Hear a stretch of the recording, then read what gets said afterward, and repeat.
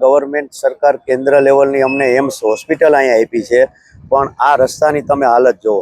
કેન્દ્રની હોસ્પિટલ જે એમ્સ જેવી હોસ્પિટલ દીધી છે, પણ રસ્તામાં એક પણ દર્દી હોસ્પિટલ પહોંચે એવી પરિસ્થિતિ નથી.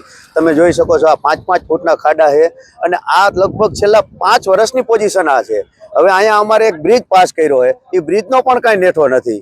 હવે એમ કહે કે બ્રિજની ડિઝાઇન ફરી છે. હવે 2-3 વર્ષ તો બ્રિજની ડિઝાઇન ફરવામાં વહી જાય, નથી બ્રિજનો નેઠો, નથી આ રસ્તો એટલો કાચો. તમે જો આવ ગાડા માર્ગ એ કંઈક સારો હોય એવી રસ્તાની પરિસ્થિતિ છે, અને કેન્દ્ર લેવલની હોસ્પિટલ આપી દીધી. એનો મતલબ શું સાહેબ?